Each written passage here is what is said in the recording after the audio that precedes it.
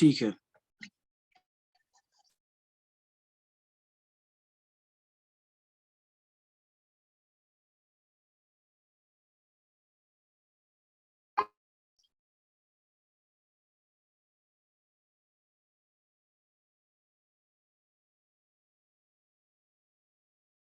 تو ہم بات کر رہے تھے کہ ہمارے یہاں کیا ذمہ داریاں ہیں، تو اس کو آپ سمجھ لیجئے کہ میں بات کر رہا تھا، دراصل بات ہو رہی تھی یعنی امت کا ترجمان بن کے اٹھنا ہے. ٹھیک ہے، جیسے آپ دیکھیے کہ شاہ ولی اللہ محدث دہلوی رحمۃ اللہ علیہ رحمۃ الواسعہ، آپ ان کی کتابیں پڑھیے تو آپ کو یہ محسوس بھی نہیں ہوگا کہ یہ کس کی بات کر رہے ہیں. ٹھیک ہے، تو وہ امت کو اپنی کتابوں میں ریپرزینٹ کیا کرتے تھے.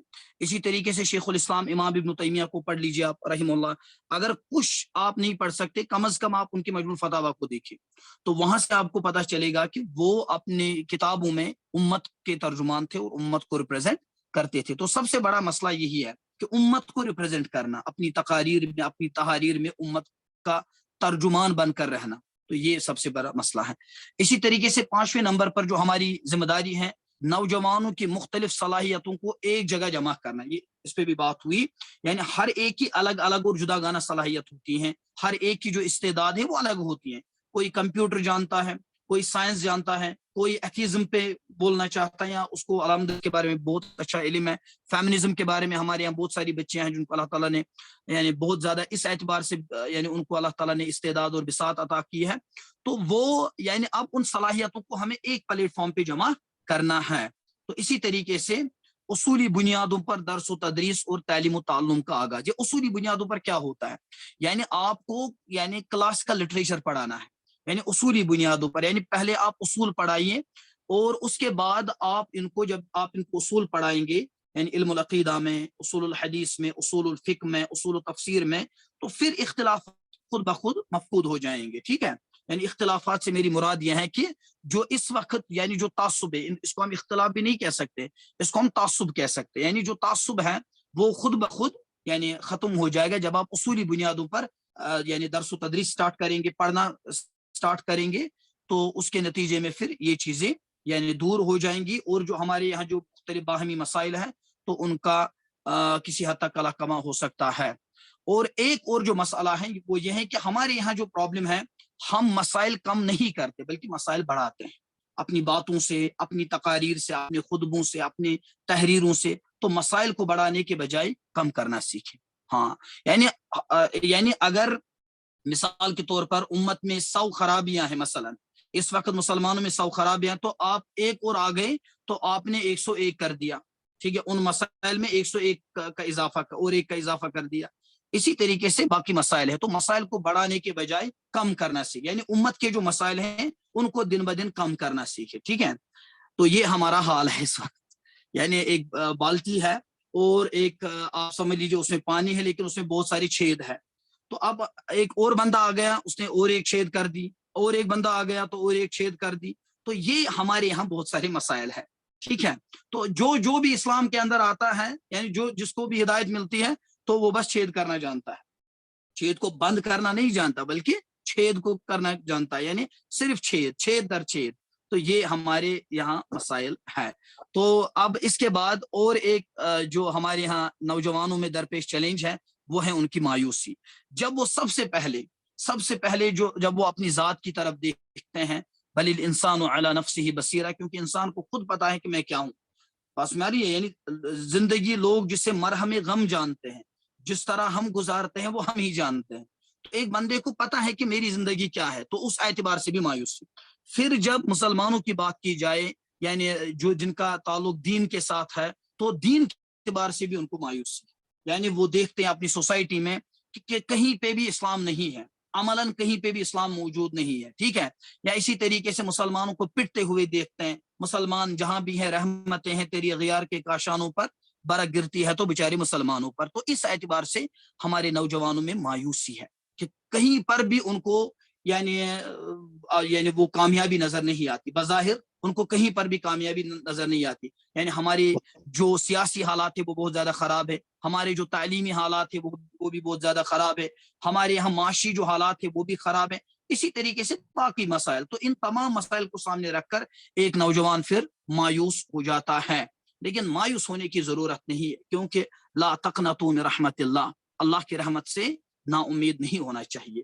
اسی طریقے سے حضرت یعقوب علیہ الصلوۃ والسلام اپنے بچوں کو نصیحت کرتے ہیں سورۃ یوسف میں کہ ولا تیأسوا من روح اللہ، اللہ کی امید سے نا امید نہ ہو جاؤ، اللہ کی یعنی امید سے مایوس نہ ہو جاؤ، انہ لا ییأس من روح اللہ الا القوم الکافرون، کیونکہ اللہ کی رحمت سے، اللہ کی امیدوں سے کوئی مایوس نہیں ہوتا، ٹھیک ہے، لیکن الا القوم الکافرون، لیکن جو کافر قوم ہے، تو یہ ان کا یعنی نا امید ہونا، مایوس ہونا، ڈپریشن کا شکار ہو جانا تو ان کا مسئلہ ہے۔ بس میں آ رہی ہے، ہمارے یہاں تو امیدیں ہی امیدیں ہیں، نہیں ہے نا امید۔ اقبال اپنی کشت ویراں سے ذرا نم ہو تو یہ مٹی بڑی یا بہت زرخیز ہے ساقی۔ بس میں آ رہی ہے، اگر آپ شاہ ولی اللہ کا لٹریچر پڑھیں گے، شاہ ولی اللہ محدث دہلوی رحمہ اللہ کا، تو شاہ ولی اللہ محدث دہلوی رحمہ اللہ کے دور میں مسلمانوں کے جو سیاسی حالات ہیں خصوصاً خلافت عثمانیہ کے حوالے سے، تو وہ بہت زیادہ خراب تھے۔ یعنی جو خلافت عثمانیہ تھی وہ سمجھ لیجئے کہ ان دنوں وہ آکسیجن پہ چل رہی تھی، جس طریقے سے ایک مریض ہوتا ہے وہ آکسیجن پہ ہوتا ہے، تو اسی طریقے سے یعنی اس کے دن یعنی وہ سکڑتے جا رہے تھے، ٹھیک ہے۔ اسی طریقے سے آپ دیکھیں مغلیہ سلطنت یکے بعد دیگرے، وہ حکمرانوں پہ حکمران تخت پر وہ تخت نشین ہوتے تھے۔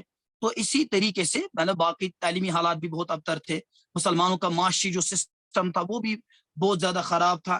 لیکن جب آپ شاہ ولی اللہ کی کتابیں پڑھیں گے آپ کو محسوس بھی نہیں ہوگا، یعنی بنک بھی آپ کو نہیں پڑ سکتی اس کی کہ شاہ ولی اللہ کسی جگہ پہ مایوس ہے، شاہ ولی اللہ کسی جگہ پہ یعنی مایوس نظر آ رہے ان حالات کو لے کر۔ اسی طریقے سے شیخ الامام ابن تیمیہ، ان کا لٹریچر آپ پڑھیے تو اس دور میں تو تاتاریوں نے ایک بہت بڑا ہنگامہ برپا کیا تھا، یعنی قتل و غارت تھی شام میں، جس کو آپ مشرق وسطیٰ کہتے ہیں، سینٹرل ایشیا جس کو آپ کہتے ہیں، وسط ایشیا جیسے افغانستان، تاجکستان، یہ بخارا کے جو سرحدیں ہیں، اسی طریقے سے جو باقی جو تاجکستان کی جو سرحدیں، تو ہر ایک جگہ پر یعنی منگول جو ہے انہوں نے اپنا لوہا منوایا تھا، لیکن اس کے باوجود ابن تیمیہ مایوس نظر نہیں آئیں گے، ابن قیم آپ کو کہیں مایوس نظر نہیں آئیں گے۔ تو یہ ہوتا ہے، پاس میں آ رہی ہے، یہ چیزیں تو ہوتی ہے، لہذا ان کے ساتھ یعنی ان چیزوں کو یعنی اپنے ذہن پہ لینا یا اس سے متاثر ہو جانا یہ قلندروں کا کام نہیں ہے۔ یعنی جو وقت کے حالات ہوتے ہیں نا ان کے سامنے قلندر نہیں گرتے۔ حدیث سے بے خبرہ ہے تو بزمانہ بساز باتون سازت تو بزمانہ ستے، تو لہذا نتھنگ از امپاسبل۔ آپ دیکھیں اس کہاں سے اگا ہے تو اس کی طرف آپ دیکھ سکتے ہیں، تو نتھنگ از امپاسبل، کچھ بھی ناممکن نہیں ہے، اللہ تعالیٰ ناممکن کو ممکن بنا سکتا ہے۔ تو جسٹ لائک سورہ یوسف آپ پڑھیے، بہت بڑی اگزامپل ہے، کوئی تصور میں لا سکتا ہے کہ حضرت یوسف علیہ السلام کو اللہ تعالیٰ یعنی مصر کا بادشاہ بنائے گا؟ کوئی تصور میں لا سکتا ہے کہ مطلب حضرت یوسف علیہ السلام ان کے بھائی اور پھر یوسف علیہ السلام ان کو گلا فراہم کرے گا؟ کوئی بھی تصور میں نہیں لا سکتا۔ آپ اس زندگی کو دیکھیں کہ جہاں پہ حضرت یوسف علیہ السلام کو کنویں میں پھینکا جاتا ہے، بس ہماری ہے، اور اس زندگی کو دیکھیں کہ جب وہ مصر کے بادشاہ بنتے ہیں تو وَلِلَّهِ الْعِزَّةُ وَلِرَسُولِهِ وَلِلْمُؤْمِنِينَ، ٹھیک ہے، وَكَانَ حَقًّا عَلَيْنَا نَصْرُ الْمُؤْمِنِينَ، اللہ نے فرمایا کہ ہم پر یہ واجب ہے کہ ہم مومنین کی مدد کریں، ٹھیک۔ اسی طرح سورۃ الکہف، اس میں آپ دیکھیے یہ مطلب یہ جو سورہ یوسف ہے، سورۃ الکہف ہے، سورۃ القصص، ان کو مکی دور کے ابتدائی ادوار میں نازل کیا، ابتدائی ادوار میں، جب یعنی اللہ کے نبی کی جو دعوت تھی وہ تیسرے چوتھے سال میں تھی۔ کیوں؟ کیونکہ جو اس وقت کے جو مسلمان تھے وہ حالات کو بظاہر دیکھ رہے تھے، حالات کو بالکل بظاہر دیکھ رہے تھے، اپنی آنکھوں سے دیکھ رہے تھے۔ ان کو ایسا محسوس ہوتا ہے کہ شاید اب مطلب اسلام زیادہ دیر تک زندہ رہنے والا نہیں ہے، شاید مسلمان زیادہ دیر تک یعنی زندہ رہنے والے نہیں ہے، لیکن سورۃ الکہف کو اس لیے نازل کیا گیا تاکہ ان کی ذہنی تربیت کی جائے۔ بس میں آ رہی ہے، یعنی ذوالقرنین کے واقعے کو اس لیے بیان کیا گیا تاکہ مسلمانوں کے ذہنوں میں یہ عقیدہ اور یہ ایمان راسخ ہو جائے کہ یہ زمین جو ہے یہ اللہ کے نیک بندوں کی ہے، اس پہ اللہ کے نیک بندے وارثین ہیں، ٹھیک۔ اور اسی طریقے سے حضرت خضر اور حضرت موسیٰ کے واقعے کو اس لیے بیان کیا گیا تاکہ یہ یعنی سمجھایا جائے کہ بعض دفعہ آپ جن واقعات کو بظاہر دیکھتے ہیں وہ آپ کے مخالف ہوتے ہیں، آپ کو ایسا محسوس ہوتا ہے کہ یہ حالات جو ہے یہ ہمارے مخالف ہیں، لیکن وہ اس کے برعکس ہوتے ہیں، جس طریقے سے موسیٰ علیہ السلام نے دیکھا۔ تو آپ جو مکہ کے حالات اس وقت دیکھ رہے ہیں تو یہ آپ بظاہر دیکھ رہے، آسان تکرہوا شیئا وہو خیر لکم وان تحبوا شیئا وہو شر لکم واللہ یعلم وانتم لا، جس کو آپ شر کی نظر سے دیکھ رہے ہیں تو اس کے اندر آپ کے لیے خیر ہوگا. پاس میں آ رہی ہے؟ تو یہ مسائل ہے. اسی طریقے سے سورۃ القصص آپ دیکھیں کہ فرعون وہ مطلب یذبحون ابناءکم ویستحیون نساءکم، وہ ان کی یعنی ان کے بچوں کو قتل کرتا تھا وغیرہ. تو کون کہہ سکتا تھا کہ ان حالات سے ایک قوم آزاد ہو سکتی ہے یا ان نجات پا سکتی ہے؟ تو سورۃ القصص اس کی سب سے بڑی یا سیرہ آف دی پروفٹ صلی اللہ علیہ وسلم، یہ ایک عملی نمونہ ہے. اگر آپ کو اگرچہ میں بعض مستشرقین کے مواقف اور ان کی جو مختلف آراء ہے ان کے ساتھ میں زیادہ یعنی اتفاق نہیں رکھتا، کیونکہ ان کے اپنے نظریات ہوتے ہیں. ان کے اس بارے میں سیدنا رسول اللہ صلی اللہ علیہ وسلم کو جو مائیکل ایچ ہارٹ ہے انہوں نے ان کو مفتری بھی کہا ہے. مفتری مطلب یعنی وہ وضاح کرنے والا، ٹھیک ہے، خود کی طرف سے کوئی چیز گھڑنے والا. لیکن اس کے باوجود انہوں نے جو نمبر 1 پہ رکھا رسول اللہ صلی اللہ علیہ وسلم کو، تو وہ ہمارے لیے اتنا بڑا مسئلہ نہیں ہے.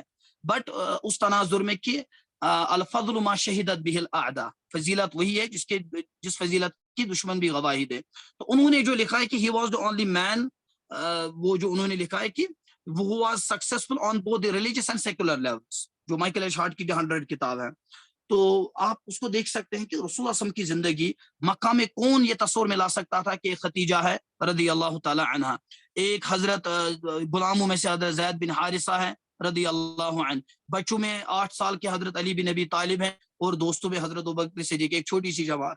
تو کون تصور میں لا سکتا تھا کہ یہی ایک وقت ایسا بھی آنے والا ہے کہ جب قیصر و کسریٰ کو فتح کیا جائے گا. تو جو اللہ کے نبی نے یعنی مکہ میں جو اللہ کے نبی نے فرمایا تھا، ان صوبان رضی اللہ عنہ کے رسول صلی اللہ علیہ وسلم نے فرمایا ان اللہ تعالی زوالی الارض، یعنی اللہ تعالیٰ نے بے شک اللہ تعالیٰ نے میرے لیے زمین کو سکیڑ دیا ہے. ٹھیک ہے، اللہ تعالیٰ نے پوری زمین کو میرے کو سکیڑ دیا ہے. حتی رأیت مشارقها ومغاربها، یہاں تک کہ میں نے اس کے مشارق بھی دیکھے اور میں نے اس کے مغارب بھی دیکھے. وَأَعْتَانِ الْكَنْزَيْنِ، اور مجھے 2 کنز عطا کیے گئے، الاحمر والابیض، ایک سفید اور ایک سرخ.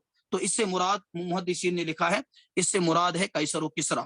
تو یہ مکہ میں اللہ کے نبی کہہ رہے ہیں صلی اللہ علیہ وسلم، کن کو؟ صحابہ کو. لیکن آپ دیکھیے کہ اس کے باوجود مطلب کوئی بھی تصور بھی نہیں لا سکتا تھا کہ جو لوگ ان کو مجنون کہتے تھے، جو لوگ ان کو سفہا کہتے تھے، جو لوگ ان کو کذاب کہتے تھے، لیکن بعد میں تاریخ نے ثابت کیا کہ کذاب کون ہے اور سچا کون ہے. ٹھیک ہے، تو لہذا اسلام کا اپنا ایک مزاج ہے، اسلام کا اپنا ایک زاویہ ہے کہ اگر اسلام کے ساتھ فرض کرے اگر اسلام کے ساتھ کوئی بھی نہیں رہتا، ایک بھی بندہ اس کے ساتھ نہیں ہے، تب بھی اسلام حق ہے.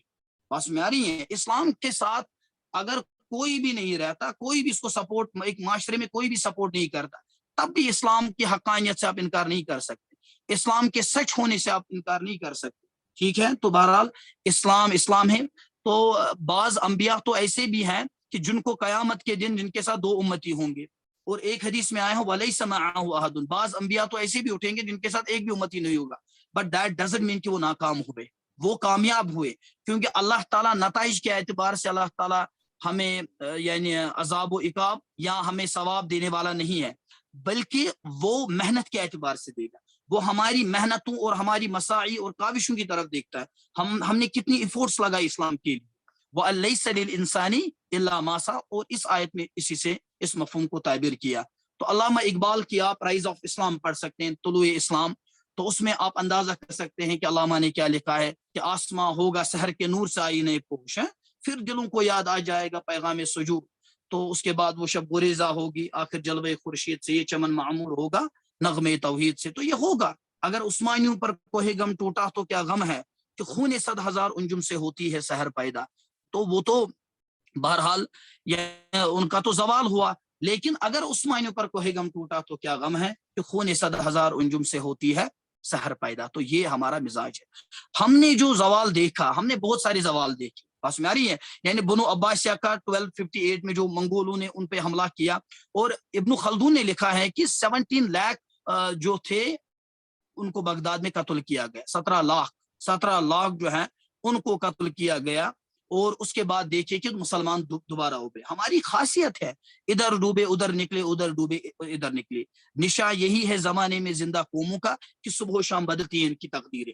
یہ زندہ قومیں ہوتے ہیں جن کی تقدیریں بدلتی رہتی ہے، جو مردہ ہوتے ہیں ان کی کیا تقدیریں بدلیں گے، ان کو کیا زوال سے 2 4 کیا جائے گا. ٹھیک ہے، آزمائشیں تو مومنین پہ آتی ہیں، تو ہم تو مومنین ہیں.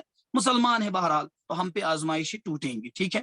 تو اسی طریقے سے اور ایک مسئلہ ہے شدت پسندی کا، ہمارے یہاں ایک مطلب یہ بھی ایک آپ چیلنج سمجھ لیجیے ایکسٹریمزم کے حوالے سے۔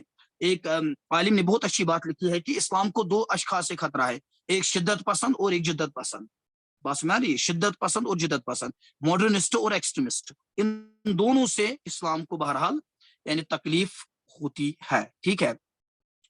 تو ایکسٹریمزم کیا ہے؟ اب آپ دیکھیے کہ ہمارے بہت سارے نوجوان علم العقیدہ میں دو چار کتابیں یا رسالے پڑھ کر مسلمانوں ہی پہ تکفیر کرنا شروع کرتے ہیں، مسلمانوں ہی کو کافر قرار دیتے یا ان کو فاسق قرار دی یا ان کو بدعتی قرار دی، تو تکفیر، تفسیق، تبدیل، یہ یعنی اس تشدد یا اس شدت پسندی کا نتیجہ ہے ایکسٹریمزم کا، ٹھیک ہے۔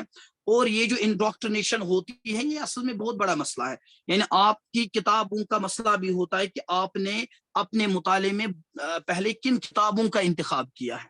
اگر آپ نے مثال کے طور پر ایک کتاب کا انتخاب کیا ہوگا بریلویوں کو آپریشن مثلا، تو آپ تو ان پہ تکفیر کریں گے، ٹھیک ہے، بریلویوں کو آپریشن، یا دیوبندیوں کو آپریشن مثلا، یا اہل حدیث کو آپریشن، تو اس طرح کی کتابیں اگر آپ پڑھیں گے تو اس سے پھر کیا ہوتا ہے، یعنی اس سے پھر تکفیر کا مزاج پیدا ہوگا۔ تابش بھائی یہ ریکارڈ ہو رہا ہے؟ تو اس سے پھر تکفیر کا مزاج پیدا ہوتا ہے، ٹھیک ہے۔ تابش بھائی یہ ریکارڈ ہو رہا ہے؟ یس سر، یہ ریکارڈ ہو رہا ہے۔ اوکے۔ تکفیر، تفسیق، تبدیل، تو یہ یعنی ہمارے یہاں مسائل ہیں۔ تو اب آپ دیکھیے کہ جن کو بنیاد بنا کر بہت سارے لوگ، بہت سارے ہمارے بھائی دوسروں کی تکفیر کرتے ہیں، میں انہی کو کوٹ کرتا ہوں۔ مثلا شیخ الاسلام، قال شیخ الاسلام رحمہ اللہ، جب آپ کہیں پہ بھی اسلامک لٹریچر میں شیخ الاسلام دیکھیں تو اس سے مراد ابن تیمیہ ہوتے ہیں، ٹھیک ہے، قال شیخ الاسلام رحمہ اللہ۔ تو ان کا منہج آپ دیکھیں امام ابن تیمیہ کا، وہ لکھتے ہیں کہ ومن جالسنی یعلم ذلک منی، یعنی جو میری مجلس میں بیٹھے، میرے ساتھ بیٹھے گا تو اس کو بالیقین یہ معلوم ہو جائے گا میرے بارے میں، میری طرف سے، کہ انی من اعظم الناس نہیا ان ينسب معینا الى تکفیر و تفسیق و معصیت، یعنی اس کو یہ معلوم ہو جائے گا کہ میں ان اشخاص میں سے ہوں کہ جو مسلمانوں کی طرف تکفیر معین، تفسیق معین یا کسی کو گناہ گار قرار نہیں دیتا، میں اسے بہت اپنے آپ کو دور رکھتا ہوں۔ یہ کون کہتے ہیں؟ ابن تیمیہ۔ الا، البتہ، اذا علم انه قد قامت عليه الحجۃ الرسالیہ، یا جب یہ مطلب معلوم ہو جائے کہ یہ بات سامنے آ جائے کہ اس پہ یعنی رسالت کی حجت قائم ہو گئی، جس کو اللہ کے نبی نے کافر قرار دیا، جس کو اللہ کے نبی نے فاسق قرار دیا، تو اس کے بارے میں تو بہرحال پتہ ہے، ٹھیک ہے۔ اسی طریقے سے یعنی التی من خالفها، تو جس پہ اللہ کے نبی صلی اللہ علیہ وسلم جو ہے، یعنی اللہ کے نبی صلی اللہ علیہ وسلم نے جس پہ مہر ثابت کی، تکفیر کی، تفسیق کی، تو انہی کو ہم یعنی انہی کی ہم مخالفت کرتے ہیں، ٹھیک ہے۔ تو بعض دفعہ تو کچھ یعنی کچھ تو کافر ہے جن کے اللہ کے نبی نے کان کافرا تارۃ و فاسقا اخرى و عاصیا اخرى، مگر وانی اکرر، اصل پوائنٹ یہ ہے، یعنی میں اس بات کا اقرار کرتا ہوں کہ ان اللہ قد غفر لهذه الامه خطاها، اللہ نے بالتحقیق اس امت کے گناہوں کو معاف کیا، ٹھیک ہے۔ وذلك يعم الخطا في المسائل الخبریہ القولیہ، اور یہ جو خطا ہیں یہ مسائل خبریہ کے بارے میں بھی اور خبریہ اور قولیہ کے بارے میں، اور اسی طریقے سے والمسائل العملیہ، اور عملی جو مسائل ان کے بارے میں جو خطائیں ہوں گی تو ان کو بھی معاف کیا۔ تو اسی طریقے سے پھر لکھا ہے کہ بہت سارے مسائل میں اختلاف کرتے تھے، لیکن ان میں سے آپ یہ نہیں دیکھیں کسی نے کسی کی تکفیر کی، کسی کو فاسق قرار دیا، یا اس طریقے سے مجموع الفتاوی۔ تو اسی طریقے سے میں نے اور ایک اقتباس کتاب سے نقل کیا ہے، آپ دیکھیے کہ امام ابن تیمیہ کا منہج کیا تھا، امام ابن تیمیہ کا، ولا يجوز تکفیر المسلم بذنب فعلہ، یعنی ایک مسلمان کی ابن تیمیہ کے نزدیک تکفیر جائز نہیں تھی اس کے گناہ کی بنا پر، یعنی وہ گناہ کی بنا پر کسی کی تکفیر نہیں کرتے تھے، یا خطا کی بنیاد پر اخطاء، یعنی جس میں کسی بندے کی مطلب خطا ہو گئی، اب اخطاء ہو گئی، تو اس میں بھی ابن تیمیہ ان کی تکفیر نہیں کل مسائل التي تنازع فيها اہل القبلہ، خصوصاً ان مسائل میں کہ جن میں یعنی اہل القبلہ جو مسلمان ہیں ان کا باہمی اختلاف پایا جاتا ہے۔ تو پھر نیچے تو اس کے بعد ابن تیمیہ نے بہت اچھی بات لکھی، وَإِذَا كَانَ هَؤُلَاءِ الَّذِينَ ثَبَتَ ضَلَالُهُمْ بِالنَّصِّ وَالْإِجْمَاعِ، تو اس کے بعد یعنی اب وہ بندے ہیں کہ جن کی گمراہی کی یعنی جو مہر ہے وہ ثابت ہوگی نص سے، اجماعی امت سے، یعنی قرآن و سنت کے ذریعے جن کو گمراہ قرار دیا گیا، امت کے اجماع نے جن کو گمراہ قرار دیا، لم لم يكفروا مع امر اللہ ورسولہ ہاں بقتالہم فکیف بالطوائف، اور اس کے باوجود بھی دیکھیے یعنی یہ بات اصل میں کن کی کر رہے ہیں؟ منافقین، تو ان کی بھی تکفیر نہیں کی گئی. یا خوارج کی بات ہو رہی ہے یہاں پہ، خوارج کی یعنی جن کا قرآن و سنت کے دلائل کی روشنی میں یعنی جو گمراہ ہے، اجماعی امت کے حوالے سے جو خوارج گمراہ ہے، لیکن اس کے باوجود ان پہ تکفیر نہیں کی گئی. لم یکفروا مع امر اللہ ورسولہ، بس میں یعنی ان کی اس کے باوجود بھی تکفیر کسی صحابی نے نہیں کی بقتالہم، بس میں یعنی ان کے خلاف قتال اب کرنا ہے، اب ان کو کافر ہو گئے وغیرہ. تو فکیف بالطوائف المختلفین الذین اجتبوا علیہم الحق فی مسائل، یعنی اب ان بھائیوں کے بارے میں، ان گروہوں کے بارے میں کہ جن کو بہت سارے مسائل میں اب بیچارے جن کے مسائل یا جن کے اختلافات مشتبہ ہیں، یعنی بہت سارے ایسے مسائل ہیں کہ جو ان کے نزدیک کیا ہیں، یعنی وہ ان میں تعویل کرتے ہیں. غلط فیہا من هو اعلم منہم، تو ایک تو ان میں یعنی غلطی سرزد ہوتی ہیں یا اور ایک دوسرا صحیح بھی ہوتا ہے. تو فلا يحل لاحد من هذه الطوائف ان تکفر الاخرى، یعنی اب یہ جائز کسی کے لیے نہیں ہے ان طوائف میں سے کسی کی تکفیر، ایک دوسرے کی تکفیر کرے. اور ولا تستحل دمها ومالها، اور نہ ان کا خون اور ان کا مال حلال قرار دیا جا سکتا ہے. وَإِن كَانَتْ فِيهَا بِدْعَةٌ مُحَقَّقَةٌ، اگر ان کے اندر محقق بدعت بھی ہو، جو ثابت شدہ بدعت ہو، بس میں آ رہی ہے. تو فَكَيْفَ إِذَا كَانَتِ الْمُكَفِّرَ لَهَا مُبْتَدِعَةٌ أَيْضًا، تو پھر جا کر بیچارہ اب اسی طریقے سے باقی مسئلہ، یہ بہت ساری اقتباسات ہیں تو آپ اس کو چھوڑیے فی الحال. اچھا، اب ایک کتاب ابن تیمیہ پر، منہج ابن تیمیہ فی مسئلۃ تکفیر، اس کا مطالعہ کیجیے. منہج ابن تیمیہ فی مسئلۃ تکفیر جو ہے دکتر عبد المجید صاحب کی، تو یہ 2 جلد میں پبلش ہوئی ہے، 500 سے زائد اس کی صفحات ہیں، تو اس کتاب کو آپ مطالعے میں لا سکتے ہیں. تو انہوں نے اس میں شیخ الاسلام ابن تیمیہ کا منہج بیان کیا ہے کہ التکفیر والتفسیق من الاحکام الشرعیہ فلا ينبغی اطلاق على احد بمجرد الحق، یعنی آپ اس کو ذرا یہ نوٹ کر لیں. اچھا، تو آپ اس کو یعنی جو تکفیر ہے، تفسیق ہے، یہ احکام شریعت کا معاملہ ہے، بس میں آ رہی ہے، احکام شرعیت کا معاملہ ہے. فلا ينبغي اطلاقه، تو اب کسی کے لیے جائز نہیں کہ وہ اس کا اطلاق کرے کسی پر بھی، على احد بمجرد الہوا، یعنی خواہش، نفسانی خواہشات کی بنیاد پر، او بقیاس عقلی، یا قیاس عقلی کی بنیاد پر، او نحو ذلك، یا اسی طریقے سے باقی طریقے سے وہ یعنی کسی پہ اس تکفیر کو اپلائی کرے. ٹھیک ہے، بلکہ بل ہما حق للہ ورسولہ، یہ تو اللہ اور اس کے رسول کا حق ہے کس کو کافر قرار دینا. فلا یطلق احد هذین الوصفین علی احد، یعنی اب کسی کے لیے جائز نہیں ہے کہ وہ ان 2 اوصاف کو، تفسیق کو اور تکفیر کو، کسی مسلمان پر بھی اپلائی کرے، الا بعد استحقاقہ لہ، البتہ یعنی جو اس کا مستحق. ٹھیک ہے، تو اس امام ابن تیمیہ کی ایک عبارت نقل کی جاتی ہے کہ فإن الإيجاب والتحریم والثواب والعقاب والتکفیر والتفسیق وإلی اللہ ورسولہ، اب یعنی کوئی چیز حلال ہے، کوئی چیز حرام ہے، ثواب کیا ہے، گناہ کیا ہے، تکفیر کیا ہے، تفسیق کیا ہے، یہ سب معاملات اللہ اور اس کے رسول صلی اللہ علیہ وسلم کے قائم کردہ معاملات ہیں، اور یہ انہی کی طرف ان کو یعنی انہی کی طرف ان کو تفویض کیا جائے گا.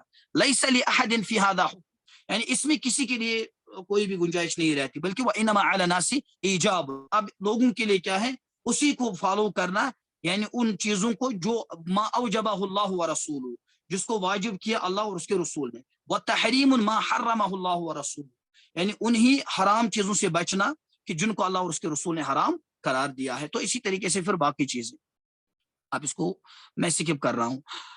اور ایک کتاب ہے محمد بن عبد الوہاب رحم اللہ، آپ کو پتہ ہی ہے کہ بہت سارے بھائی ان کے یعنی جو ان کے اقوال ہیں ان کو مسلمانوں پہ چسپاں کرتے ہیں اور ان کو تکفیر یعنی تکفیر کا ایک ذریعہ بناتے ہیں. ٹھیک ہے، تو یہ بھی ایک بدقسمتی ہے، کیونکہ محمد بن عبد الوہاب جو بیچارے تھے رحمہ اللہ تعالی رحمۃ واسعہ، وہ ایک بدنام مسلم آپ سمجھ لیجیے. اسی لیے میں نے پچھلی دفعہ بھی کہا تھا، مسعود عالم ندوی صاحب نے جو کتاب لکھی ہے محمد بن عبد الوہاب ایک مظلوم اور بدنام مسلم، محمد بن عبد الوہاب ایک مظلوم اور بدنام مسلم، مولانا مسعود عالم ندوی صاحب جو یعنی مولانا مودودی رحم اللہ تعالیٰ کے خاص رفیق تھے، رفیق خاص تھے. ٹھیک ہے، تو انہوں نے ان پہ لکھی ہے، اس کو آپ مطالعے میں لا سکتے ہیں. تو یہ ایک کتاب ہے، اس کا مقدمہ لکھا ہے ناصر العقل نے، منہج الامام محمد بن عبد الوہاب فی مسئلۃ تکفیر، ٹھیک ہے، تو یہ کتاب آپ دیکھیے اور اس عبارت کو آپ پڑھیے.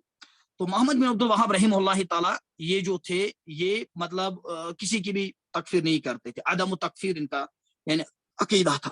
یعنی ان کا ماننا یہ تھا کہ یہ جو مسئلہ ہے یہ مسئلہ تب تک قائم نہیں ہو سکتا جب تک آپ کے پیچھے یعنی شرعی دلیل نہ ہو. ٹھیک ہے، عدم تکفیر الا بدلیل شرعی صحیح صریح، یعنی صحیح صریح یعنی شرعی دلیل آپ کے پیچھے پشت پناہی پہ نہ ہو. التکفیر حق اللہ وحدہ، کیا کہہ رہے ہیں، یعنی تکفیر جو ہے وہ اللہ کا تنہا حق ہے. فلا یجوز الاقدام علیہ الا باذن من اللہ وسلطان، یعنی کسی کے لیے جائز نہیں کہ وہ اس تکفیر کے لیے اقدامات اٹھائے، ٹھیک ہے، یعنی اس کو مقدم کرے. البتہ الا باذن من اللہ والسلطان، یا تو اللہ کا حکم ہونا چاہیے یا تو وقت کے خلیفے کا حکم یعنی اس کی سرپرستی میں. بنص من کتاب اللہ تعالی، یعنی قرآن مجید کی نص سے، او سنت نبی علیہ الصلوۃ یا رسول اللہ کی سنت سے، ٹھیک ہے. تو یہ مسئلہ ہے. تو لہذا جو محمد بن عبد الوہاب ہے ان کا مسئلہ بہت دقیق ہے. یعنی محمد بن عبد الوہاب کو خامخواہ ہم مس ریپرزینٹ کر رہے ہیں اور بدنام کر رہے ہیں. اور اس کے بعد ایک اور ہے جس کو میں نے یہاں پہ تھوڑا ہائی لائٹ کیا ہے، کما قال الشیخ عبد اللطیف بن عبد الرحمن آل الشیخ، تو انہوں نے لکھا ہے کہ والشیخ محمد رحمہ اللہ من اعظم الناس توقفا واحجاما عن اطلاق الکفر. یہ کون کہہ رہے ہیں؟ یہ عبد اللطیف کہہ رہے ہیں کہ جو محمد بن عبد الوہاب تھے لوگوں میں سب سے مطلب اگر آپ مطلب عظیم کہیں تو عظیم انسان تھے کہ جو یعنی تکفیر کسی پر کفر کا اطلاق کرنا اسے توقف اختیار کرے، بچتے تھے. بس میں رہی ہے یعنی بچتے تھے، یہاں تک کہ حتی انہو لم یجزم بتکفیر الجاہل، یعنی وہ جاہل کی تکفیر نہیں کرتے تھے. الذی یدعو غیر اللہ من اہل القبور یا غیرہا، جو کیا کرتے تھے یعنی جو اللہ کے بغیر دوسروں کو ندا دیتے چاہے وہ اہل قبور ہی کیوں نہ ہو یا باقی کیوں نہ ہو، ٹھیک ہے. تو یہ محمد بن عبد الوہاب رحمہ اللہ کا منہج تھا. اب ہمارے اکابر علماء اہل حدیث کو دیکھیں، برصغیر کے جو چوٹی کے علماء ہیں علماء اہل حدیث، تو ان میں ہمارا ایک نام ہے حافظ محمد گوندلوی رحمۃ اللہ علیہ کا. ان کی ایک کتاب ہے 1-2 جلدوں میں الاصلاح کے نام سے. تو آپ دیکھیے کہ یہ کتنے باقی جو یعنی ان کے جو آپ مخالفین ہی سمجھ لیجئے، یعنی چاہے وہ دیوبند برادری سے تعلق رکھتے ہیں یا باقی جو ہمارے یہاں جو مختلف یعنی جو تنظیمیں پائی جاتی ہیں، تو ان کے حوالے سے ان کا نقطۂ نظر کیا تھا، اہل اسلام کا اتحاد کیسے ہو سکتا ہے. یہ کہتے ہیں اپنی اس کتاب میں کہ مگر یاد رکھنا چاہیے کہ تنظیم اور اتحاد کے بغیر کسی کو زندگی نہیں مل سکتی، اتحاد کے بغیر، اور جماعت کی صورت میں ہی اتحاد ہو سکتا ہے. اس کوشش میں رہنا چاہیے کہ اہل اسلام کا اتحاد ہو جائے، حنفیہ کا اتحاد ہو جائے، دیوبندیوں کا اتحاد. یہ کون کہہ رہے ہیں؟ حافظ محمد گوندلوی رحمۃ اللہ علیہ، جو مدینہ یونیورسٹی کے استاد بھی تھے. جب شیخ ابن باز نے مولانا محمد اسماعیل سلفی کو خط بھیجا، دعوت نامہ بھیجا کہ آپ مدینہ یونیورسٹی میں بحیثیت استاد یہاں پہ حدیث پڑھائیے، لیکن انہوں نے پھر مطلب کو نہیں مانا، تو اس کے بعد انہوں نے حافظ محمد گوندلوی کو بھیجا رحمۃ اللہ علیہ. یہ علامہ حسین ظہیر کے سسر بھی تھے، ٹھیک ہے، اور استاد بھی تھے. تو یہ کہہ رہے یعنی ایک بڑی مطلب اہل حدیث عالم ہے. تو اگر میں کہوں تو مجھ پہ اعتراض ہوگا، لیکن یہ کون کہہ رہا؟ حافظ محمد گوندلوی صاحب. حنفیہ کا اتحاد ہو جائے، دیوبندیوں کا اتحاد ہو جائے، ٹھیک ہے، اسی طریقے سے اہل حدیث کا اتفاق ہو. اس کی یہی صورت ہے کہ ہر شخص اور ہر فرقہ اپنی امتیازی خصوصیت کو ایک زائد امر خیال کرے، زائد امر، یا کم از کم دوسرے کو معذور سمجھے. اگر کسی سے غلطی ہو رہی ہے تو اس کو معذور سمجھے. یہ اتفاق ہونا حنفیہ اور اہل حدیث میں بہت آسان ہے. اہل السنت اور شیعہ میں بھی کوئی بعید نہیں. یہ کون کہہ رہے ہیں؟ حافظ محمد گوندلوی صاحب. حنفی اور اہل حدیث اپنی خصوصیات کو امر زائد خیال کرے، شیعہ اور سنی ایک دوسرے کو معذور سمجھے. اب دیکھیے بات کہاں تک ہے. اسی طرح ایک بہت بڑا نام ہے ہماری تاریخ اہل حدیث میں مولانا محمد حنیف ندوی رحمۃ اللہ علیہ. ان پہ ایک کتاب ہے ان کی زندگی پہ، سوائن حیات پہ، حافظ اسحاق بٹی صاحب کی اربعین حنیف. یہ بہت مزاحیہ مطلب مزاج بندے تھے، لطیفانہ مزاج ان کا تھا بہت. میں نے یہ جوکس بھی سنایا کرتے تھے، ٹھیک ہے، اور اکثر کہا کرتے تھے کہ جو بندہ جوکس سناتا ہے، جو بندہ یعنی لطیفے سناتا ہے، تو وہ زندہ دل ہوتا ہے، ٹھیک ہے.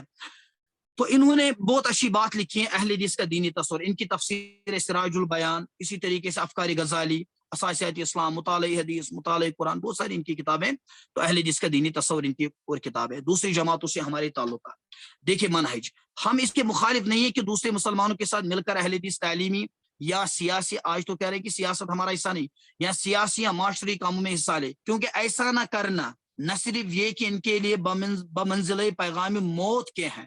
اگر یہ ایسا نہیں کریں گے, دوسروں کے ساتھ انٹریکشن نہیں کریں گے, تو پھر یہ خود اپنے آپ مر جائیں گے, بلکہ اہل حدیث کے اس تصور کے منافی ہیں جس پر ان کی تمام مسائل کی بنیاد رہی ہے, کیونکہ یہی تو وہ جماعت ہے جو تمام مسلمانوں میں اخوت و یگانگت کی صحیح فضا پیدا کرنا چاہتی ہے. ٹھیک ہے, تو یہ مولانا محمد حنیف ندوی کا موقف ہے.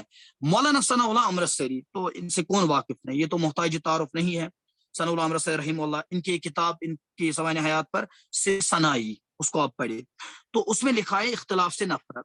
مولانا کو مذہب و ملت کے اختلاف و تفرقہ سے بے حد یعنی نفرت تھی, جو تفرقہ ہوتا ہے تو اسے بے حد نفرت تھی, اور آپ ہمیشہ اس سے بیزاری کا اظہار کرتے تھے. عامت و مسلمین کو گروہ بندی اور فرقہ سازی سے منع کرتے, اور جماعت اہل حدیث کو خاص طور پر تلقین فرماتے کہ ملت بیضائے اسلام میں افتراق و نفاق نہ پھیلنے پائے, تمام اہل توحید آپس میں متحد و متفق رہے. یعنی تمام اہل توحید, یہ عبارت یہ جو الفاظ قابل غور ہے, یعنی صرف ہم ہی اہل توحید نہیں ہیں, باقی مسلمان بھی توحید والے, تمام اہل توحید آپس میں متحد و متفق رہیں, قوم کو مضبوط بنائیں اور اسے کمزور ہونے سے بچائیں. ٹھیک ہے, مولانا ثناء اللہ امرتسری. اس کے بعد ہمارے نوجوانوں کے سامنے ایک بہت بڑا چیلنج ہے, وہ کیریئرزم, کیریئر پرستی جسے آپ کہہ سکتے ہیں. ٹھیک ہے, یعنی اپنے کیریئر کا سوچنا, اپنے کیریئر کا خیال رکھنا, اپنے کیریئر کے لیے جینا. تو ایک طرف سے تعلیم, دوسری طرف سے رزق, بات میں آ رہی ہے, ایک طرف سے تعلیم اور دوسری طرف سے رزق. تو یہ ہمارے نوجوانوں کے مسائل کی ایمان مجھے روکے ہیں جو کھینچے ہیں مجھے کفر, کعبہ میرے پیچھے کلیسا میرے آگے. تو یہ سب سے بڑا مسئلہ ہے یعنی ہمارے نوجوانوں کا. تو یعنی اب جو رزق کی جو کنجیاں ہے تو وہ تو تعلیم کے پاس ہے, یعنی وہ تو مغرب کے پاس ہے, یعنی آپ یہ تعلیم حاصل کریں گے تبھی آپ کو رزق ملے گا. بات میں آ رہی ہے. تو اس کیریئرزم میں آج ہمارے نوجوان اس وقت مبتلا ہے. جو حضرت لقمان اپنے بیٹے کو نصیحت کرتا ہے نا, وَلَا تُصَعِّرْ خَدَّكَ لِلنَّاسِ, یعنی تم لوگوں میں منہ پھیر کر بات نہ کرو. تو سعر جو ہے نا, سعر وَلَا تُصَعِّرْ, سعر یہ اصل میں عربوں میں ایک بیماری تھی. مطلب عرب کے جانور جو تھے, اونٹ خصوصاً, ان کی گردنوں میں ایک قسم کی بیماری پائی جاتی ہے. ٹھیک ہے, تو یہ بیماری جو تھی, جب یہ کسی اونٹ کو لگ جاتی تو وہ اپنی گردن کو دائیں بائیں یعنی گھمانے سے قاصر رہتا, وہ پھر دائیں بائیں اس کو گھما نہیں سکتا تھا. بالکل اسی طرح جب کیریئر پرستی کا شکار ایک نوجوان ہو جاتا ہے تو پھر وہ کیا کہتے ہیں, وہ دائیں بائیں وغیرہ, وہ پھر ان چیزوں کو نہیں دیکھتا کہ دائیں کیا ہے اور بائیں کیا ہے, نفع کیا ہے, نقصان کیا ہے. تو وہ کیریئر پرستی وہ آپ کو پتا ہے. اسی طریقے سے پھر ان ایمپلائمنٹ, بے روزگاری بھی بہت زیادہ ہے. تو ہمارے نوجوانوں کے لیے یعنی بے روزگاری کو ختم کرنے کے لیے جو تقدیر ہے, یہ سب سے بڑا مسئلہ ہے. تقدیر پہ ایمان, خیر اور شر پہ ایمان.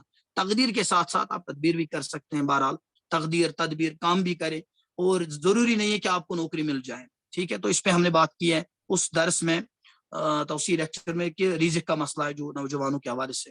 اسی طریقے سے توکل, یقین ہونا چاہیے اللہ کی ذات پر, توکل کہ اللہ دینے والا ہے. ٹھیک ہے, اس کے بعد ایک بہت بڑا ایک اور مسئلہ ہے اسلام ایز اے سسٹم. یعنی جب آپ اسلام کو ایک سسٹم نہیں مانتے تو تب آپ کے یہاں بہت سے مسائل پیدا ہوتے ہیں. مثلا سوشل سائنسز میں آپ کو اکانومی میں آپ بلفاظی دیگر یہ اعتراف کریں گے کہ اسلام اکانومی میں میرے لیے رہنما نہیں ہے. یعنی بنیادی, اب اسلام اکانومی پڑھانے نہیں آیا, بلکہ اس میں جو بنیادی جو یعنی جو رہنمائیاں ہیں تو ان کو شاید اسلام فراہم نہیں کرتا. ٹھیک ہے, اسی پولیٹیکل سائنس میں, اسی طریقے سے باقی سوشل سائنس میں. تو اس کو ماننا, تو اب جب ہمارے نوجوان اسلام کا ایز اے سسٹم پریزنٹ نہیں کرتے تو اس کے نتیجے میں شاید ان کو لگتا ہے کہ اسلام اس کے بارے میں کچھ نہیں کہتا. تو اب اس کے لیے, اس کو جاننے کے لیے ہمیں مغرب کے پاس جانا ہے. تو وہاں سے آپ کو سیکولرزم باقی چیزیں آپ کو ملتی ہیں اور پھر آپ ان سے مرعوب ہو جاتے ہیں. تو آج کے لیے اتنا ہی. هذا ما عندي والله تعالی علم. سبحانك اللهم وبحمدك اشهد ان لا اله الا انت استغفرك واتوب اليك. اگر کسی کے پاس کوئی سوال ہو تو وہ رکھ سکتا ہے.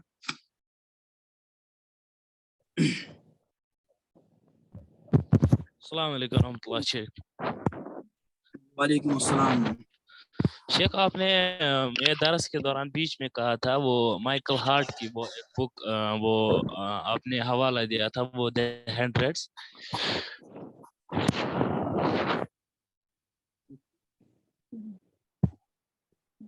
हाँ, तो सवाल जी क्या है, शेख। मतलब 100 का मैंने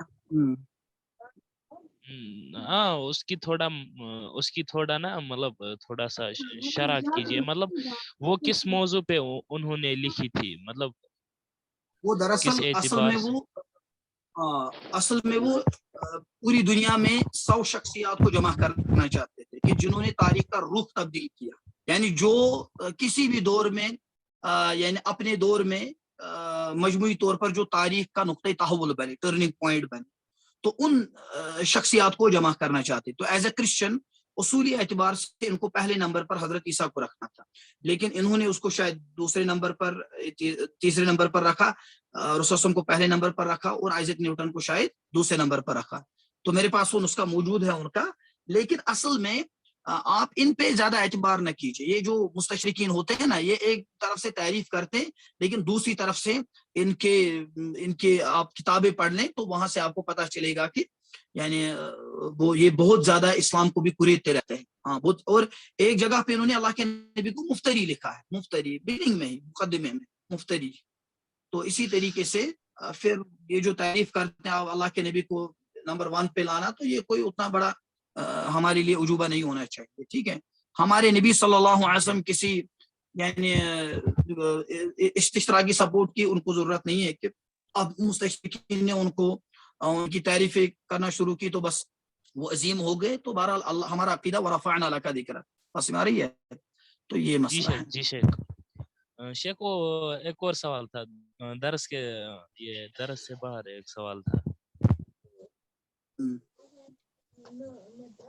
जी शेख, वो एक हदीस है ना जिसमें वो मतलब ईमान के वो 3 तकाजे कहते हैं कि मर्रा अमिन को मुनकरन फल युगैर हो, वो उसमें कहते हैं बात हमारे शेख कहते थे कि नफरत जो है वो गुनाह की भी रखो और गुनाहगार की भी रखो। यहाँ पे गुनहगार ऐसा होता है कि हम उसी के साथ कलाम जबरदस्त अंदाज में करते हैं, उसी के साथ खाना खाते हैं। तो शेख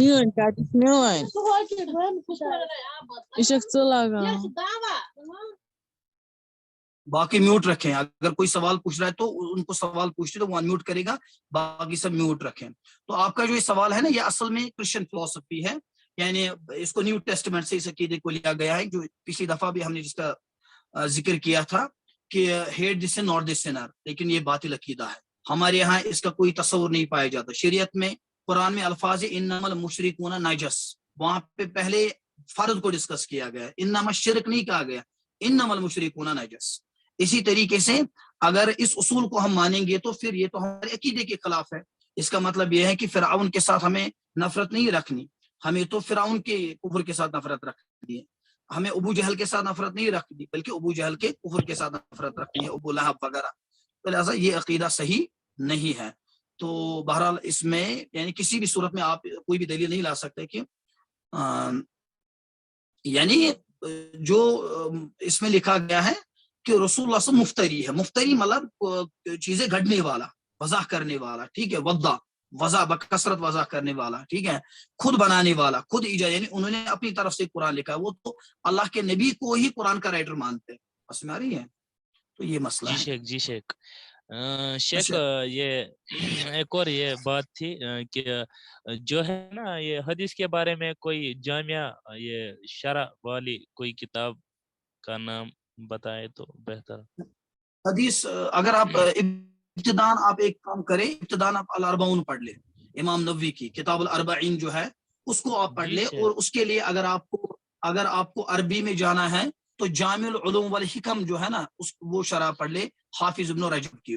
और उसकी तहकीक है माहिर यासिन, ये क्या है उनका नाम है, फहल साहब, जो यासिन माहिर अल फहल, तो उन्होंने उसकी तहकीक की है, तो उसको आप पढ़ सकते हैं। या अगर आपको मिसाल तौर पर अभी आपकी अरबी उतनी अच्छी नहीं है तो फिर आप इसकी इंग्लिश में शरह पढ़ सकते हैं जमालुद्दीन ज़राबोज़ू की। जमालुद्दीन ज़राबोज़ू की किताब अल अर्बईन पे इंग्लिश में बहुत अच्छी शरह है, वो आपको बासानी इंटरनेट से मिल सकती है। ठीक है।